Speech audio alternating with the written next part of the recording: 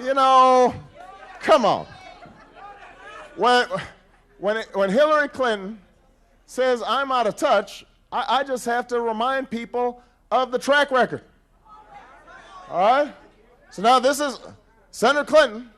This is the same person who has taken more money from lobbyists than any other candidate, Democratic or Republican, taking more money from drug company lobbyists and insurance company lobbyists, and she's saying, I'm out of touch? Who do you think is out of touch? This is the same person who took money from financial folks on Wall Street and then voted for a bankruptcy bill that makes it harder for folks right here in Pennsylvania to get a fair shake. Who do you think is out of touch?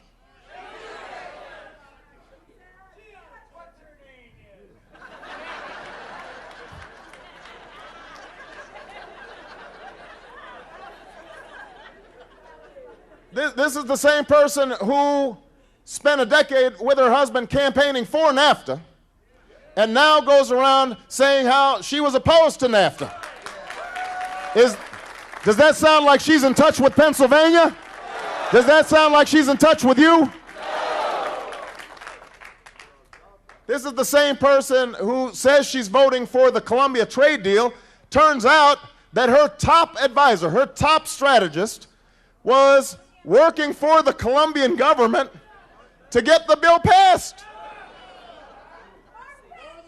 Does that sound like she's in touch with you? One of the things that's happened during the course of this campaign, that there's a set of assertions made by Senator Clinton as well as her husband that are not factually accurate. When Senator Clinton or President Clinton says that I wasn't opposed to the war from the start, or says it's a fairy tale that I opposed the war, that is simply not true.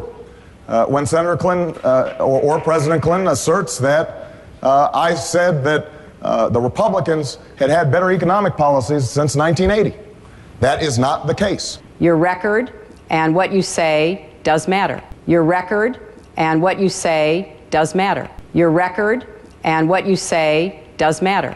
The facts are that he has said in the last week that he really liked the ideas of the Republicans over the last 10 to 15 years. Now, why is this important?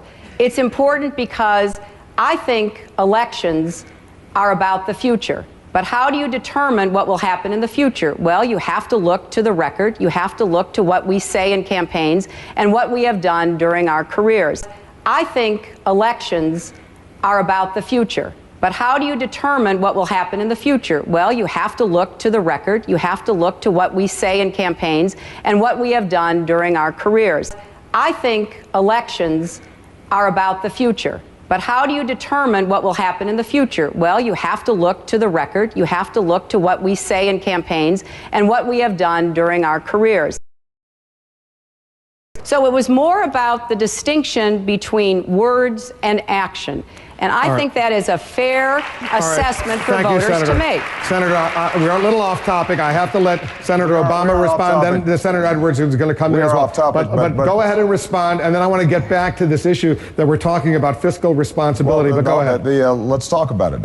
Now, let's talk about Ronald Reagan. What you just repeated here today is patent. Wait, no, Hillary, you just spoke. I did not say anything about Ronald Reagan. You said two things. You talked about admiring Ronald Reagan, and you talked about the ideas of the Republicans. I didn't talk about Ronald Reagan.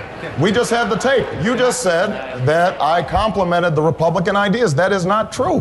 What I said, and I will provide you with the quote.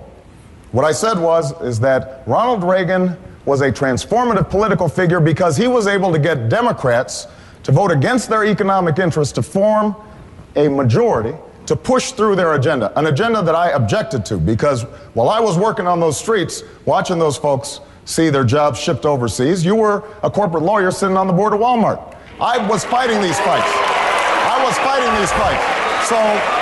I want to be clear. So I want to be clear. But what I did say is that we have to be thinking in the same transformative way about our democratic agenda.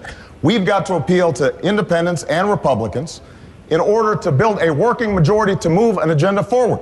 That is what I said. Now, you can dispute that, but let me finish. Hillary, you went on for 2 minutes. Let me finish.